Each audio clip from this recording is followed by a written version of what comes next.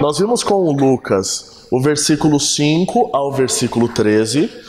Hoje nós vamos ver capítulo 8 de Romanos, versículo 14 ao 17. E a palavra do Senhor nos diz: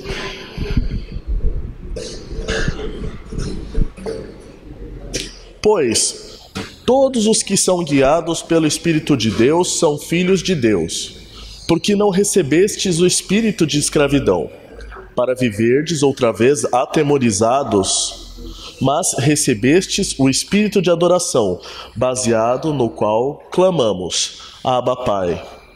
O próprio Espírito testifica com o nosso espírito que somos filhos de Deus. Ora, se somos filhos, somos também herdeiros de Deus e co-herdeiros com Cristo.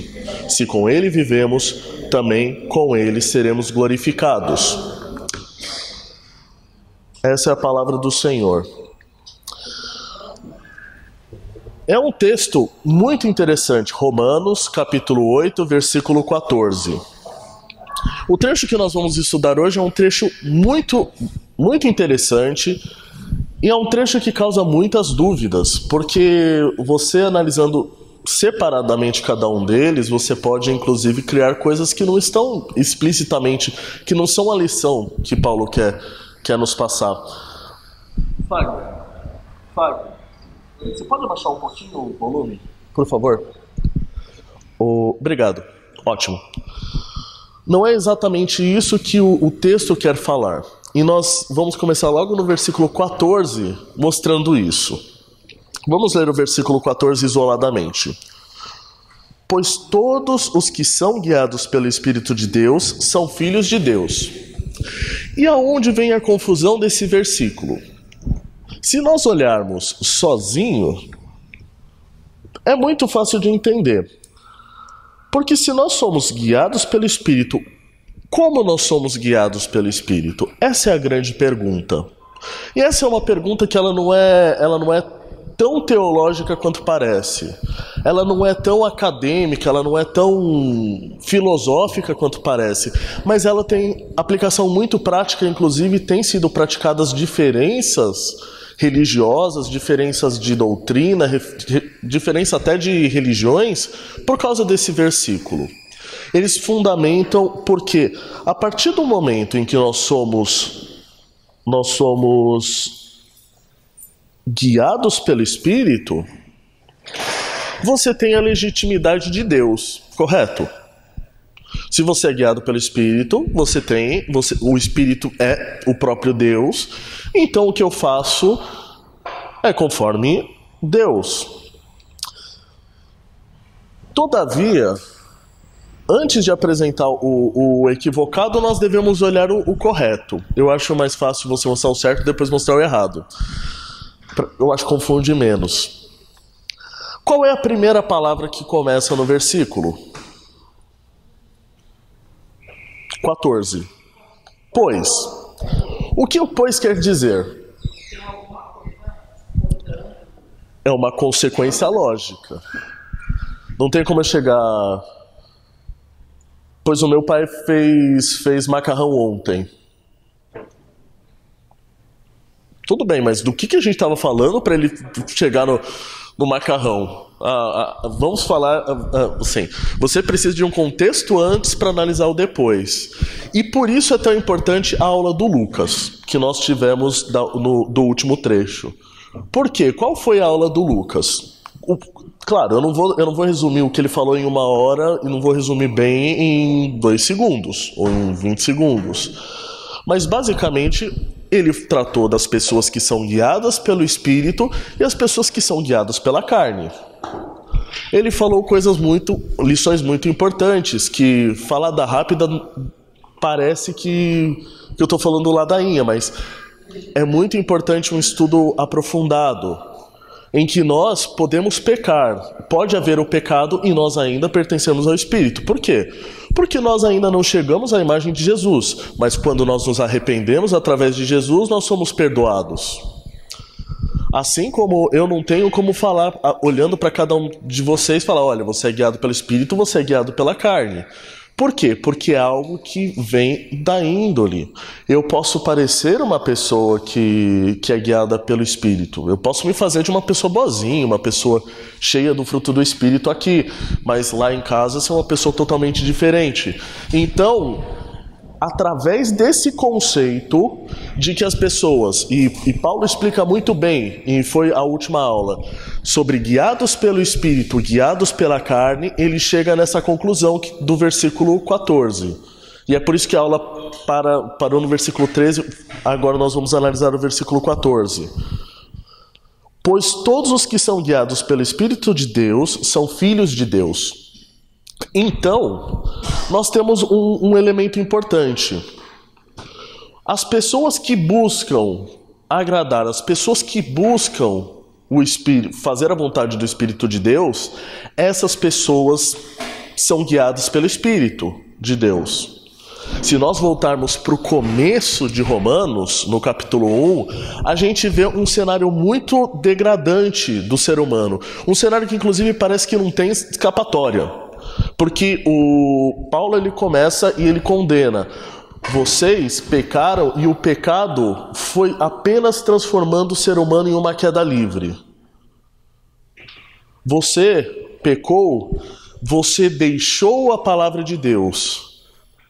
E por causa disso, Deus os entregou. E Deus começa a entregar várias coisas. Primeiro começa a entregar a imoralidade. Depois você começa a servir a outros deuses. Depois você começa a simplesmente desconsiderar totalmente Deus. E você vê que é um precipício. E que parece não ter a salvação. Mas nesse momento, depois de já ter falado sobre Cristo, depois de já termos falado sobre a justificação, teremos falado sobre a santificação, ele vem e fala, e ele garante, e ele dá uma promessa, olha, se você for guiado pela carne, você realmente vai cair até o fundo do poço. E você pode continuar caindo até o fundo do poço, mas se você segue o Espírito, você peca, sim, eu continuo pecando, infelizmente, mas quando eu me arrependo, eu sou libertado desse pecado através de Jesus Cristo. E a mente vai se renovando e eu já sou considerado filho de Deus. É uma coisa linda, ele começa a apresentar o lado belo, porque primeiro Paulo ele faz questão de mostrar o que nós somos, tanto judeus quanto não judeus. Todos nós somos feitos da mesma matéria e da mesma matéria pecaminosa. E nós viemos pecando, mas quando nós nos colocamos diante de Cristo, buscamos a santificação, nós começamos a ser filhos de Deus. A gente sai desse precipício, nós começamos a enxergar o dia, saímos dessa caverna escura.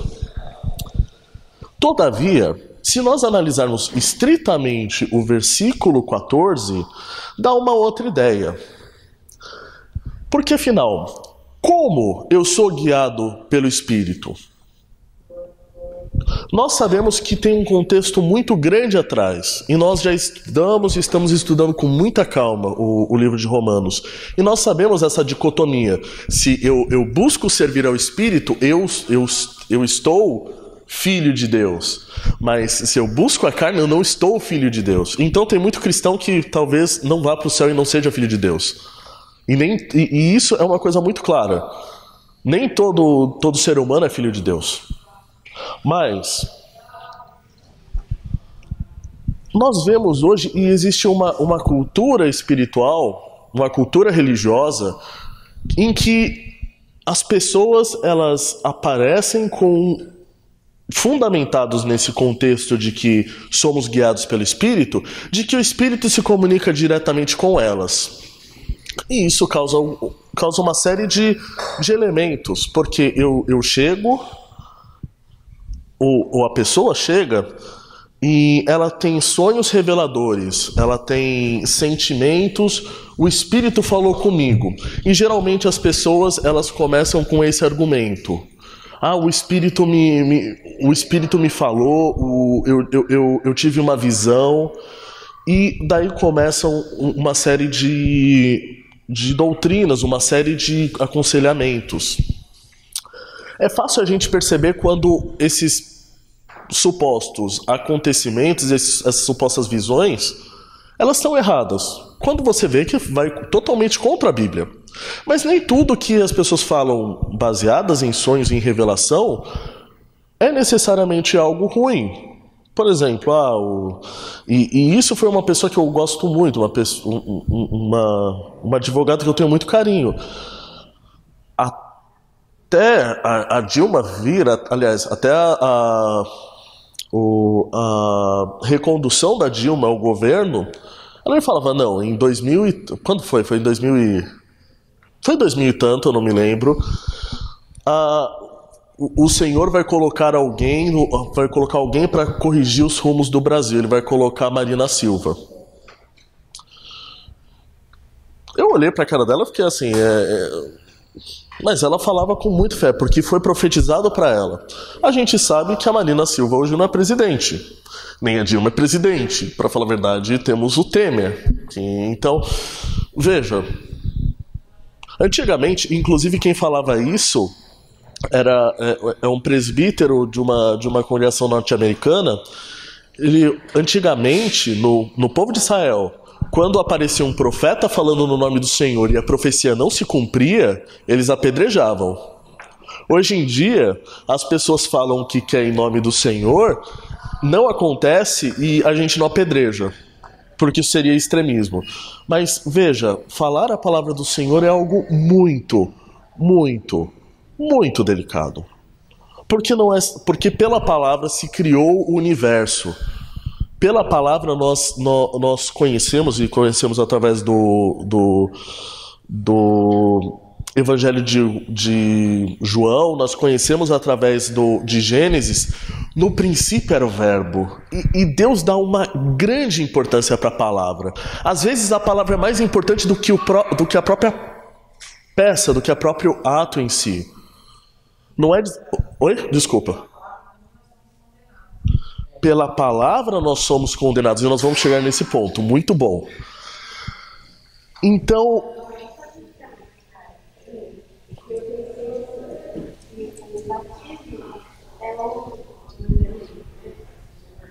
Sim.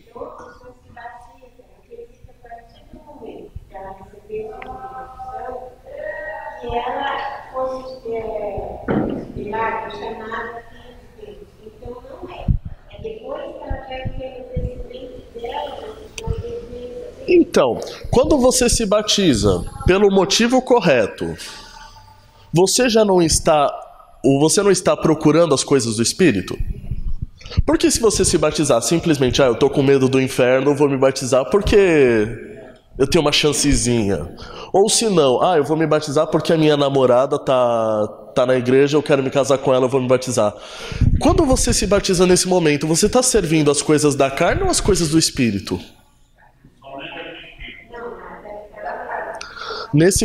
Eu entendo que o seu Valdir está certo quando ele diz, olha, a gente tem que servir as coisas do Espírito, inclusive no batismo.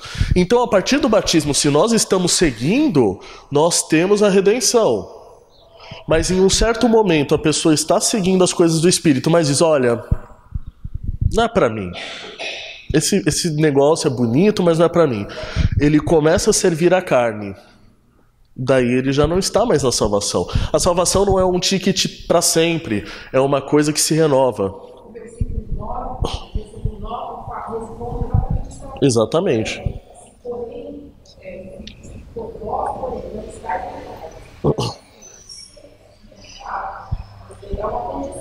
Sim. E essa condição que você batiza, ela permanece. Então, se ele te faz que você permanece na igreja, mas basicamente se você está andando no Espírito ou está andando na carne. E as consequências são muito claras. A gente vê quem está andando na carne fica com Romanos de 1 a 3, que é a condenação, e uma condenação que traz ira. E não é só ira no inferno, traz ira aqui na terra também.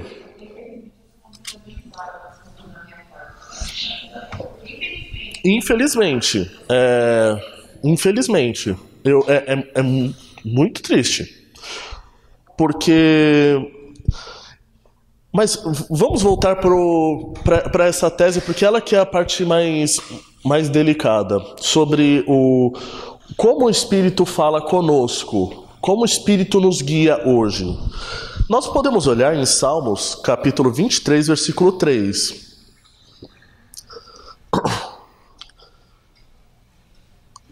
É um salmo em que nós conhecemos o Salmo 23, eu acho que a maioria das pessoas conhecem, e ele fala: refrigera minha alma, guia-me pelas veredas da justiça, por amor do seu nome. Nós vemos que essa tese é recorrente do Espírito guiar. A questão é como ele guia.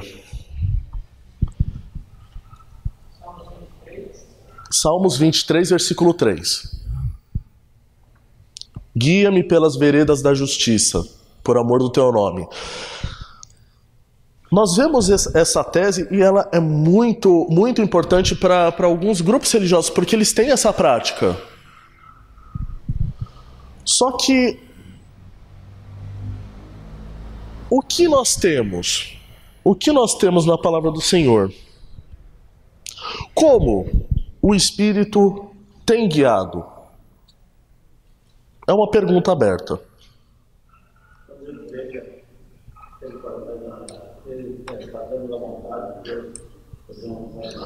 Tudo bem, mas como a gente consegue saber isso? Estudando o quê? A palavra. A verdade vos libertará. Sim. E a palavra de Deus é a verdade. Isso é muito importante. Por quê? Porque, primeiro, nós precisamos ser guiados pelo Espírito. Precisamos. Porque como nós vamos ser do Espírito se nós não formos guiados pelo Espírito? Mas como nós somos guiados pelo Espírito? Através da palavra de Deus. Sim. Sim. E a palavra de Deus, ela deixa muito clara que é necessário o batismo. Não é uma opção. E nós já tratamos isso em algumas aulas antes. No começo do capítulo 7 nós falamos muito. E foi bem repetitivo, bem categórico. Para Paulo era muito óbvio que todo cristão era batizado. Não existia uma opção. Eu sou um cristão, mas eu sou um cristão que não é batizado. Como você tem o Espírito Santo então? E como você vai ter o Espírito de Deus sem o batismo? A Bíblia deixa muito claro isso. Então, perfeito, seu Valdir. A questão é, nós precisamos conhecer a palavra de Deus. Nós vemos, porém, que em alguns momentos o Espírito nos dá realmente alguns direcionamentos para nós seguirmos. A gente vê lá em 1 Coríntios, capítulo 16, versículo 9. 1 Coríntios, capítulo 16, versículo 9.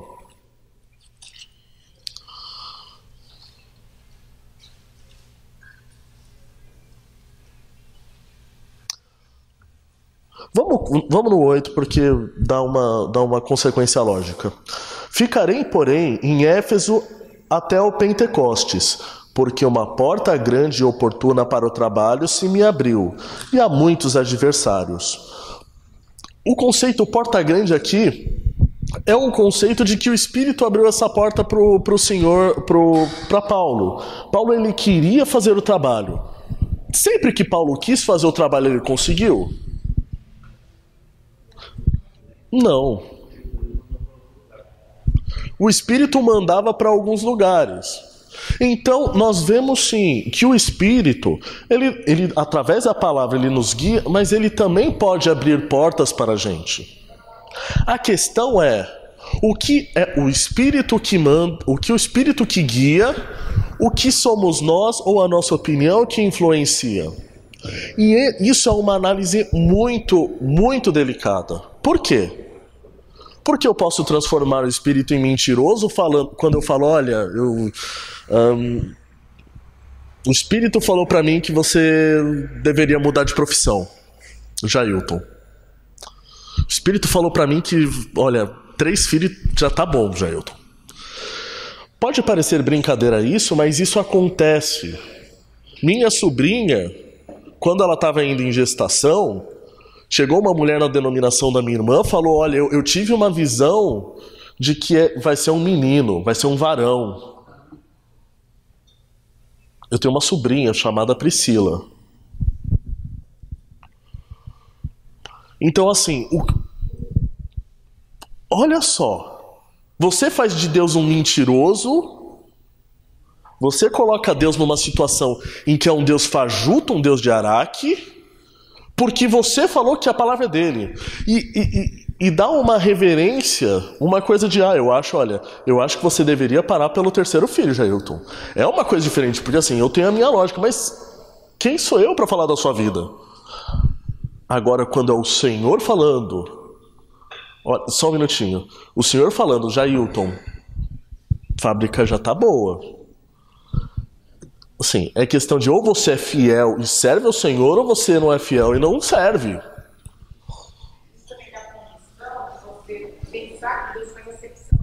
Porque para um, ele vai falar, para o outro, não. Se ele se revela a palavra, ele igual a todos aqueles que aprendem. Sim. Então, se você fala, o Espírito de Deus se revelou. Sim. Eu entendo isso e eu vou bancar o advogado do diabo, apresentando a sua tese, que é muito boa, eu concordo com você. Mas em Corinto a gente vê que alguns têm dom para profetizar, outros têm dom para tal. Então, assim, dá para se sair de uma forma bíblica através disso, porque algumas pessoas têm o dom de pregar, outras pessoas têm o dom de panfletar. E graças a Deus que as pessoas panfletam, graças a Deus as pessoas fazem café, graças a Deus as pessoas estudam. São elementos fundamentais. Mas, antes de tudo, nós devemos tomar muito cuidado para saber o que é a palavra do Senhor. E muitas vezes a gente só sabe que é a vontade do Senhor muito tempo depois que acontece. Tem coisas que eu não sei, assim... Vou dar um exemplo que às vezes parece muito drástico, mas é a verdade. Um câncer. Às vezes você precisa ter um câncer para descobrir que você é dependente do Senhor. E eu conversei com uma cliente minha que ela falou isso. Olha, antes eu era muito mais rebelde, mas quando eu tive câncer, daí eu vi o quanto eu estava solitária, o quanto eu precisava de Deus. E Deus aproximou através do câncer. O câncer foi algo bom? Foi. É difícil falar para uma pessoa... Assim, desculpe, Jailton, mas... Às vezes as suas filhas que não vieram te aproximou de Deus. E foi algo bom? Foi. Sim. E assim, eu começo a pensar... Eu começo a pensar que se fosse o meu caso, assim... E me choca muito, me emociona isso, falar sobre filho. Porque eu já penso nos meus filhos e pensar que aquela coisinha linda. Mas foi pro bem. E Deus sabe das coisas. E a gente só vai conseguir olhar para trás e ver as bênçãos do Senhor quando a gente vê o resultado. Só um minutinho. Naquela época, foi porque assim, a religião, a Bíblia estava meio tranquila. Aí ficou a nova, ficou olhando praticamente o dia todo para a gente. Eu ficava me perguntando por que ele tem essa calmaria toda, né? Ele passava a resolver conduzir as coisas, porque eu não sei falar, eu não sei fazer nada, eu não sei o que não falo. Eu só queria saber aquele momento de vingança. Eu achava que aquilo tinha acontecido, alguém tinha que pagar para ele. Aí ele falou assim, não, calma, não é assim, não é, vai, as coisas não serem tá. Hoje eu entendo o plano de Deus como que pode ser feito. Nem tudo é do nosso jeito. Então é realmente isso. Tem coisas que tem que acontecer na sua vida para você poder discutir corretamente o... Obrigado. Você sabe história, você tem uma pessoa do teu lado, basicamente, e ficou resolvendo quase tudo para nós. Porque assim, aquilo ali chamou a atenção. E aí depois você vai pensar. Por que ele quer fazer tudo isso? Glória a Deus, porque você vê como uma situação às vezes que você não pode falar que é bênção, mas ela resulta em bênção. E a alma é muito mais importante para Deus do que a vida na terra. Me impacta a sua história hoje, Ailton. Realmente, assim, é muito vibrante para mim. É muito viva. E é bom que nós temos essas histórias de bênção por aqui. Olha um conselho que está em 1 Tessalonicenses, capítulo 5, versículo 21. Julgai todas as coisas, retende o que é bom. Nós não sabemos o que é do Espírito, o que não é. Não sabemos se aquilo que nós estamos... vai ter uma promoção, eu devo tentar um outro emprego. Será que isso é do Espírito? Eu não sei. Mas o conselho que a Bíblia dá, julga as coisas. Julgai todas as coisas, retendo o que é bom. Nem tudo que as pessoas te falam é necessariamente vindo do Espírito. Tem muito conselho que é ruim. E muito conselho de pessoas que são servas do Senhor. Assim como tem muito conselho de pessoas que não são do Senhor e que são muito úteis, que nós deveríamos ouvir. Como nós fazemos isso? Selecionando o que vem do Espírito que não é? Não, julgando. Novamente, julgai todas as coisas, retendo o que é bom. Analisa se é bom. Analisa o que é bom. Sim. Sim. Desculpa, a senhora queria comentar aqui? Não. É que eu vi a senhora se Não. Sinta-se em casa para comentar também, por favor. Então julgue todas as coisas. Cuidado. As pessoas, elas podem chegar para você e estar vendendo uma ideia que falam que é do Espírito, mas não necessariamente ser do Espírito. E tenha certeza, aqui Paulo não está falando sobre isso. Paulo está falando, aquele que segue as coisas do Espírito, ele é guiado pelo Espírito. Porque assim como nós falamos, e passou por muitos capítulos falando, olha, o pecado, ele manda, ele é soberano sobre as pessoas que não têm a Cristo. E o pecado continua cativando. E nós podemos andar pelo caminho da carne. O caminho da carne a gente já sabe o que é. A gente já conhece os pecados que permanecem à carne. O que é pecado, aliás, é da carne. Mas o que é do Espírito? O Espírito guia para as coisas do Espírito. Vamos para o versículo 15 e 16. Antes disso, desculpe, continuando no versículo 14. Quando a gente anda pelo caminho do Espírito, a gente vai para Romanos 8:28, que diz que todas as coisas contribuem para o bem daqueles que amam a Deus, segundo o seu propósito. Então, quando nós vemos como nós podemos saber se estamos sendo guiados pelo Espírito Santo? Quando nós seguimos a palavra do Senhor, e daí todas as coisas vão cooperar para o seu bem. Nem que seja às vezes ficar desempregado, nem que seja às vezes você ficar com problemas, nem às vezes seja perder um filho. Mas isso pode cooperar para você. E daí você tem um exercício de olhar para a sua vida e olhar, não, realmente, eu estou desempregado porque eu sou folgado, porque eu chegava atrasado, porque eu fazia as coisas, ou será que não, eu fazia de tudo, eu sempre fiz o meu melhor, eu sempre dei o meu melhor, mesmo assim eu fui demitido. É a vontade do Senhor. Quando eu faço todo o meu melhor, quando eu dou o meu melhor para um relacionamento, mas o relacionamento no namoro não está vingando, quando eu faço o meu melhor com as pessoas, e as pessoas continuam me atirando pedra, espera, então é a vontade de Deus. Agora, quando a culpa é minha, daí eu vou falar, Senhor, eu estou sendo perseguido por amor do seu nome. Pelo amor de Deus. Literalmente, pelo amor de Deus. A culpa é sua. Então, agora podemos ir para o versículo 15. Porque não recebestes o espírito de escravidão, para viverdes outra vez atemorizados, mas recebestes o espírito de adoção, baseado no qual clamamos, Abba Pai. Esse versículo é muito interessante. É um versículo que me anima muito. Ele é muito parecido com o versículo em Gálatas. E nós vamos vê-lo porque... E eu peço para que vocês já mantenham um dedinho lá em Gálatas, porque a gente vai ver mais vezes Gálatas. Gálatas capítulo 4, versículo 7. Vamos ler do versículo 5 ao 7.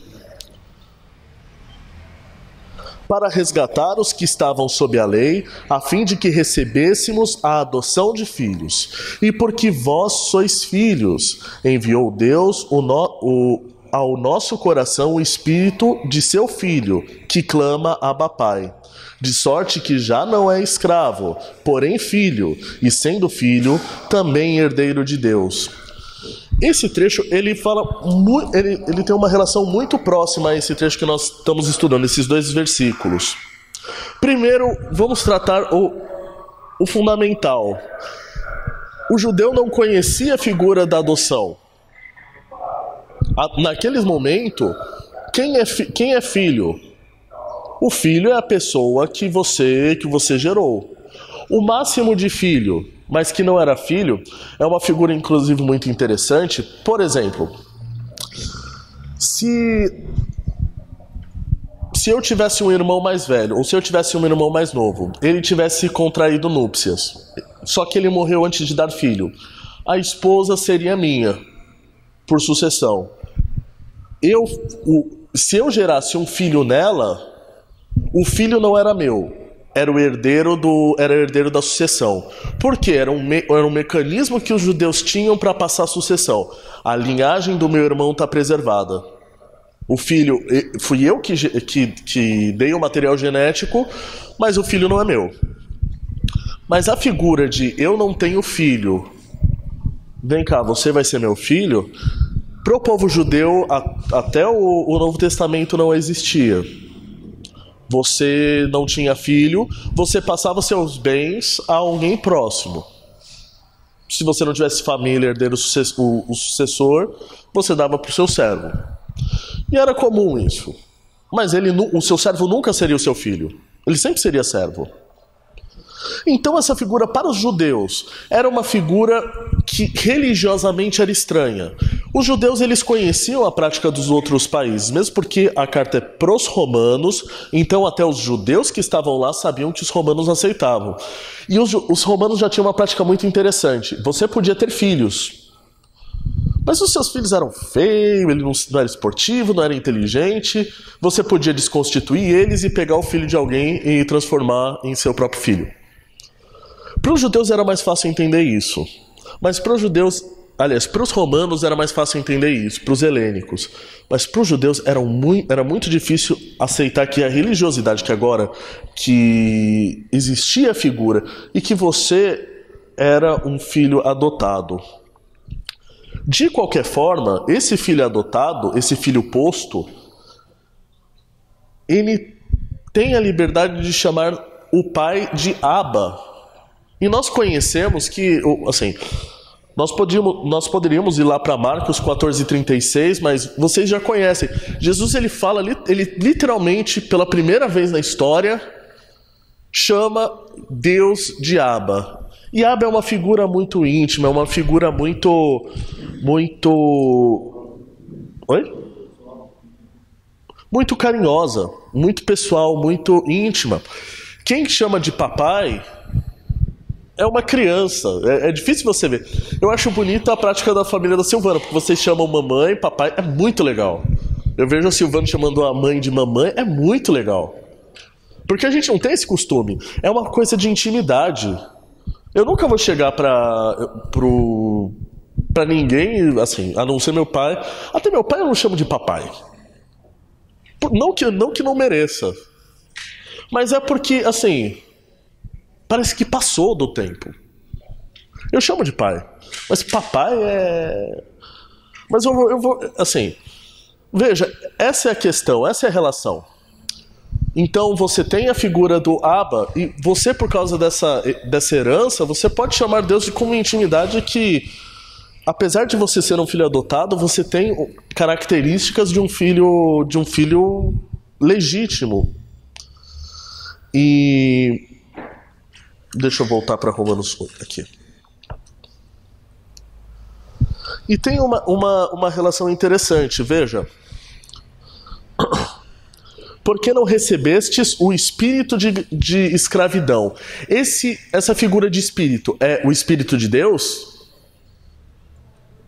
Versículo 15, Romanos 8, versículo 15. Porque você não recebestes o espírito de escravidão. Esse espírito é proveniente de Deus, por quê? Sim. Mas eu estava esperando um elemento técnico aí. Um elemento técnico. Está correto, mas é um elemento técnico. O espírito aí não está em letra maiúscula. Não está em letra maiúscula. Sua resposta está certa. Não desacredito, mas analise. Exatamente. Quando fala Espírito de Deus, é sempre o Espírito Santo, o Espírito de Deus é sempre em maiúscula. O Espírito, assim diz o Espírito às igrejas. Lá em Apocalipse ele usa muito essa construção verbal. Sempre é o Espírito em maiúsculo. Então nós não recebemos o espírito de escravidão para viverdes outra vez atemorizado, mas recebestes o espírito de adoção. Veja bem, aqui também ele não está querendo dizer o Espírito Santo. Ele está querendo o espírito de adoção como se fosse justamente uma manifestação. Vocês receberam um título de adoção. Não é que vocês não têm o Espírito Santo, não é isso que eu estou querendo dizer. Mas aqui no contexto ele está colocando o paralelo. Você não recebeu um espírito, um encargo de escravidão. Você recebeu um encargo de filho, de relação, de parentesco com Deus. A ponto de chamá-lo de Abba.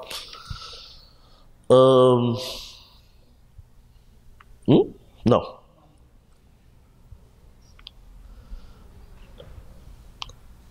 Vamos para o versículo 16.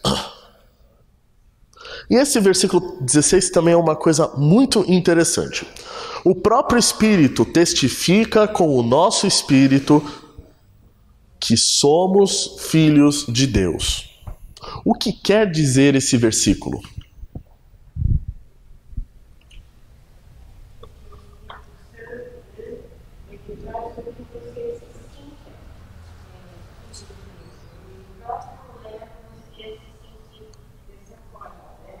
Sim. É uma visão interessante, é uma das teses, muito bom, dona Cleia. Alguém tem mais alguma ideia? Alguém está sem Bíblia?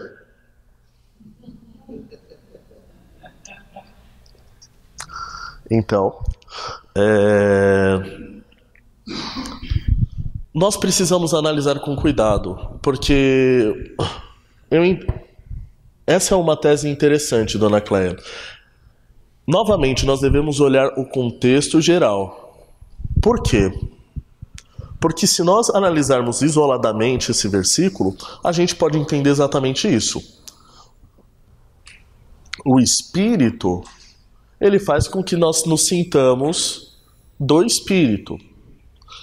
Só que veja, existem muitas pessoas que são do Espírito, mas elas não se sentiram do Espírito.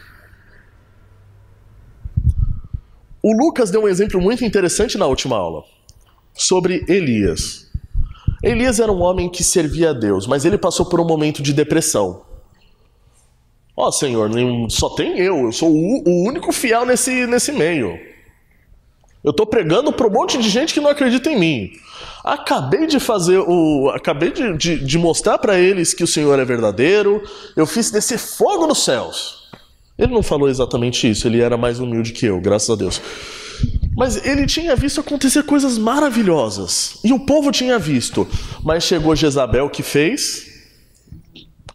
Corta-lhe a cabeça, igual a rainha do Alice em País das Maravilhas. Ele fugiu. E ele se sente muito amargurado. Porque ele está vivendo com corvos trazendo comida para ele está sozinho. Mas ele continua com Deus. e ele está se sentindo mal, muito mal. Nós podemos olhar que a vida dos apóstolos, eles também não foram carregadas de sentimentos bons, necessariamente. Eles tiveram seus perrengues, sofreram. Em momentos você vê que Paulo escreve com mão pesada, porque ele está cansado. Então, não é um termômetro muito bom entendermos que o Espírito de Deus, vai mostrar para os nossos sentimentos que nós estamos servindo. Mesmo porque, se fosse assim, as pessoas que estão do lado de fora, ou as pessoas que estão fazendo errado, mas elas vão para um momento esotérico em que adoram a Deus e que tem um momento de transe, elas acham que estão próximas de Deus. E é exatamente isso que muita gente pensa quando vai fazer adoração. Eu preciso me sentir... preciso sentir aquele fogo em mim. O reavivamento que algumas pessoas falam. Eu preciso me sentir bem no culto. Opa, hoje o culto foi uma bênção. Só que quando a gente lê Jeremias, a bênção que o Senhor deu não era uma bênção muito legal. As pessoas, muito pelo contrário, sentiam vontade de matar Jeremias. Então, nós precisamos ter muito cuidado, inclusive para nos analisarmos e vermos, poxa, eu estou próximo do Senhor. Será que eu estou próximo do Senhor porque eu estou sentindo bem? Não necessariamente. Paulo, inclusive, diz muito pelo contrário. Quando eu estou fraco, é aí que eu estou forte. Mas também não é uma sensação de que Deus quer que você se sinta sempre no piso. Não é isso. Então, existe... A interpretação aqui não está relacionada com o sentimento. Existem quatro pontos que nós precisamos analisar aqui. Veja, o Espírito... Vamos voltar para o versículo porque ele é ligeiramente complexo. O próprio Espírito testifica com o nosso Espírito. Veja, ele não está dizendo que o próprio Espírito, o Espírito em letra maiúscula, ou seja, o Espírito de Deus, testifica para o nosso Espírito. Ele não está querendo dizer que o Espírito de Deus vai testificar para o nosso Espírito. Olha, você está fazendo as coisas certas, eu testifico para você que está fazendo as coisas certas, o nosso Espírito fica bem, nós ficamos alegres. Não é isso. Quando eu digo o Espírito de Deus, e o Espírito maiúsculo quer dizer Espírito de Deus, com o nosso Espírito quer dizer o quê?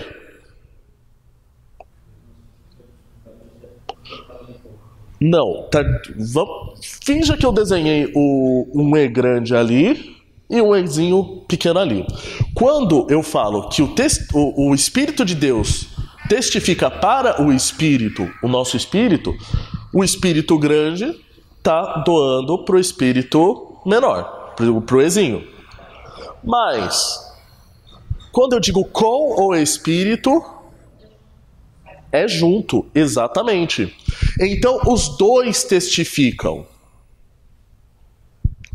Vamos tentar entender, então, esse versículo analisando que os dois, o próprio Espírito testifica com o Espírito que somos filhos de Deus. Então, não é simplesmente o Espírito de Deus quem testifica que eu sou filho de Deus, mas o meu Espírito testifica que somos filhos de Deus. Agora eu peço para nós voltarmos para Gálatas. Vamos lá para Gálatas, capítulo 4, versículo... Deixa eu ver. Versículo 6. Que nós já lemos, mas vamos ler. Porque vós sois filhos, Deus enviou ao nosso coração o Espírito de seu Filho, que aclama, Abba, Pai. Veja, aqui em Gálatas, Deus enviou ao nosso coração o Espírito de seu Filho, que clama Abba, Pai. Quem é que está clamando Abba, Pai aqui em Gálatas? O Espírito de Deus. Em Romanos, quem está clamando Abba, Pai?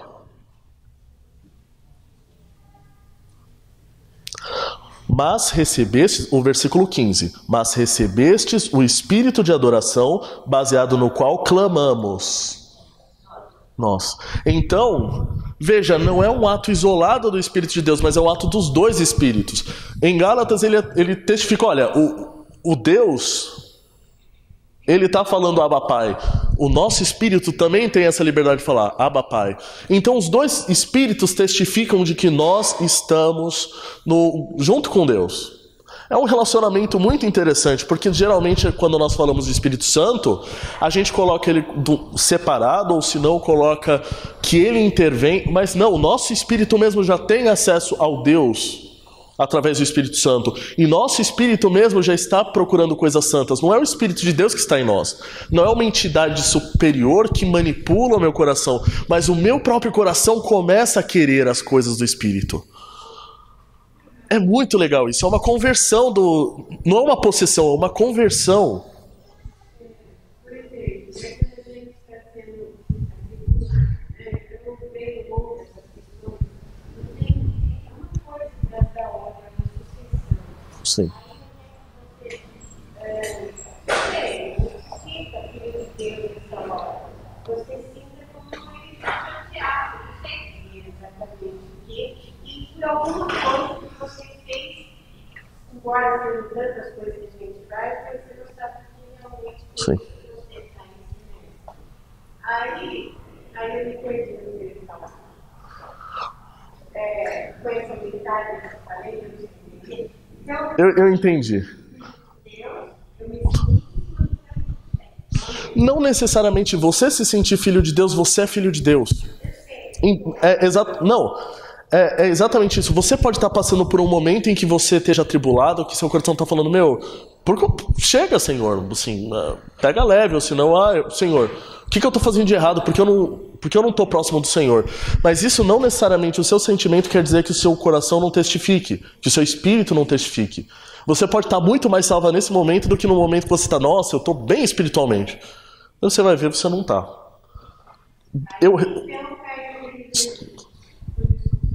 Só um minutinho, mas eu... Sim, pode ser. Exatamente. Quando Jesus morreu, ele deixou de ser unigênito e passou a ser primogênito. Né? Ele abriu a porta para todos nós. Sim. Nós somos uma nação de primogênitos. Nós muito bom. Não somos mais adotados. Nós somos filhos legítimos. Sim. Porque todos nós somos primogênitos. E quando fala adotados, no original dele, fala em filhos legítimos. Para falar a verdade, a adoção, inclusive aqui, eu só preciso achar o original da palavra filho. Adoção, só um minutinho. Seria bom uma caneta, não tenho uma caneta. A palavra adoção significa huiothesis. Huio, filhos, thesis, a tese, quer dizer lugar. Huiothesis, lugar de filho. É a posição em que nós colocamos o filho. Assim, você está na posição de filhos. O que a senhora realmente... Eu nunca tinha pensado sobre essa perspectiva. Realmente, ele não é mais unigênito, porque hoje nós todos somos primogênitos. Muito interessante a sua perspectiva. Caneta permanente. Não dá. Não dá. Eu não vou estragar o quadro. Todavia...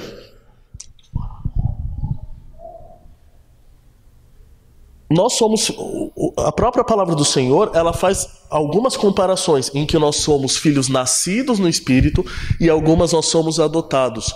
Não como se a adoção fosse algo menor, nós temos algo menor dentro de nós. Realmente, o próprio texto aqui, ele usa esse conceito de adoção não para minorizar a gente, mas para mostrar, inclusive, mostrar a diferença. Nós não merecíamos. Assim, muito interessante a sua abordagem.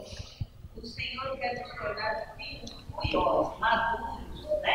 Onde a gente vai conquistar todo o legado que o Senhor está nos dando, toda a herança. Exatamente. Não dá nada para filhos, crianças. Eles Exatamente. Muito bom. De fato, concordo. Muito bom.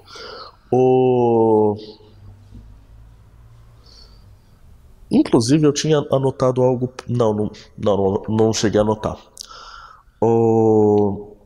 Muito bom. Deixa-me ver o que mais temos para falar sobre o versículo. Acho interessante uma coisa que nós falamos no começo e que ela coaduna. Veja. E agora outra pergunta. Como o Espírito de Deus testifica?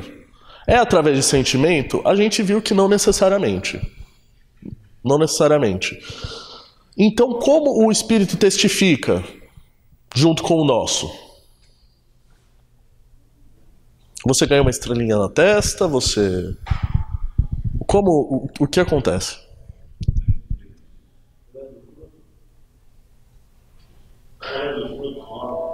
Através dos frutos. Pode ser. Mas o Espírito de Deus não testifica através dos nossos comportamentos. O nosso Espírito testifica através dos comportamentos. Isso é o ezinho pequeno. Vamos imaginar que tem um E grande e um E pequeno ali. Esse é o ezinho. Nós precisamos de frutos e frutos vindos do Espírito, exatamente. Mas e o ezão? Como ele testifica?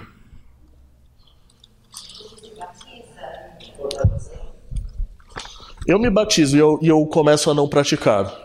Então provavelmente não é através disso. Também é isso, mas não é isso.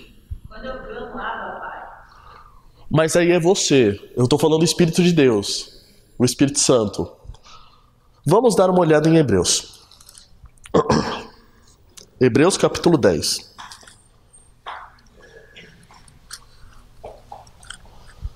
Eu não sei quanto... eu já estou atrasado. Que bom. Eu ainda tenho mais um versículo. Mas isso é interessante. Essa é a parte mais... Hebreus capítulo 10, versículo de 10 a 17. Eu vou ler o 10 e o 17. Nossa vontade é que temos... Nessa vontade é que temos sido santificados mediante a oferta do corpo de Jesus Cristo, uma vez por todas. Acrescenta, também de nenhum modo... Não, desculpa, eu vou ter que ler o capítulo completo, o trecho completo. Nessa vontade é que temos sido santificados, mediante a oferta do corpo de Jesus Cristo, uma vez por toda. Ora, como o sacerdote se apresenta dia após dia, a exercer o serviço sagrado e a oferecer muitas vezes o mesmo sacrifício, que nunca, jamais podem remover pecados. Jesus, porém, tendo oferecido para sempre um único sacrifício pelo pecado, assentou-se à destra de Deus, aguardando daí em diante até que seus inimigos sejam postos por estrado nos seus pés. Tudo bem, tá certo. Porque com uma única oferta aperfeiçoou para sempre quantos estão sendo santificados. E disto nos dá testemunho também o Espírito Santo, porquanto, após ter dito, esta é a aliança que farei com eles, depois daqueles dias, diz o Senhor, porém no meu coração as minhas leis, e sobre a sua mente as escreverei. E acrescenta, também de nenhum modo me lembrarei dos seus pecados e das suas iniquidades para sempre. Veja, vamos começar lá no 15. O Espírito Santo dá testemunho após ter dito, 16, esta é a aliança que farei com eles, depois daqueles dias, diz o Senhor. Porém no meu coração as minhas leis e sobre as suas mentes as escreverei. Quem dá o testemunho... Quando o Espírito testemunha é através da... Versículo 16. Porém no meu coração as minhas leis, e na sua mente as escrevereis. Esse trecho em que de 15 a 17, ele mostra como o Espírito testemunha. O Espírito nos testemunha através da retidão da palavra. E nós testemunhamos através da retidão da palavra? Não, através da retidão do sangue de Jesus. Então, os dois participam de formas muito diferentes. O Espírito é santo. E não tem como a gente falar, não, mas eu pequei, mas o Espírito sim, testemunha. O Espírito testemunha retidão. Então, como esse Espírito que testemunha retidão testemunha com o meu Espírito? Através do sangue de Jesus Cristo. E é por isso que viver pela carne, viver pelo Espírito é tão complexo e é tão importante para o cristão.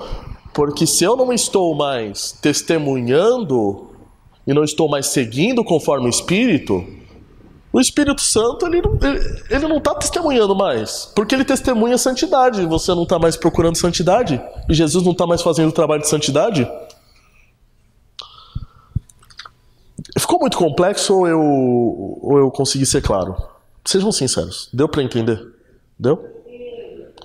Você quis dizer, a minha cabeça quis dizer, quando o Espírito coloca a direita, quando o Espírito está fazendo a vontade de Deus, é porque o Espírito colocou na sua mente, no seu coração, as leis. Então, por isso que você sabe como você está agindo errado e você procura não fazer. Também.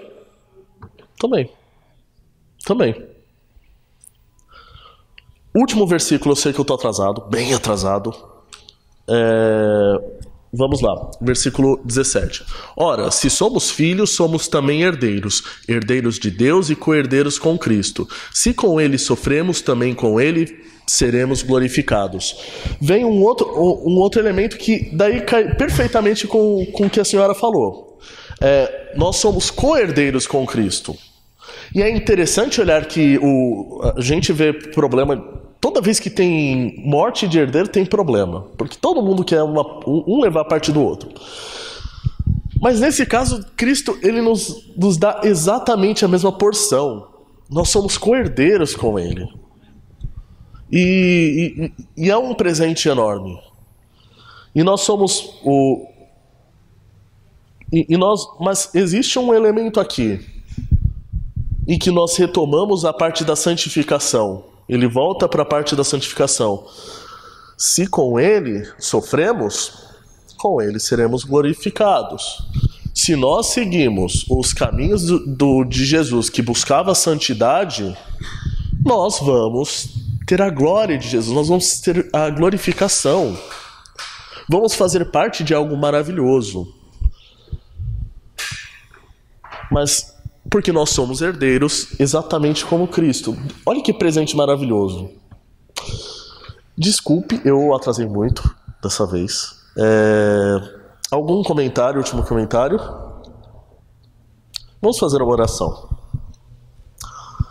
Senhor Deus, nós agradecemos a sua palavra, agradecemos pelo privilégio de saber que se nós estamos buscando as coisas do Espírito através da sua palavra, o Senhor nos abençoa. E o Senhor tem testificado que nós somos seus filhos e que nós vamos herdar as mesmas coisas que o seu Filho Jesus, que nós temos uma parte no seu reino nos céus e que nós temos essa liberdade de saber que nós podemos chamar ao Senhor de papai, que nós podemos ousar em falar que o Senhor é nosso Pai e que nós temos os mesmos privilégios de Jesus Cristo, porque o Senhor nos deu essa liberdade.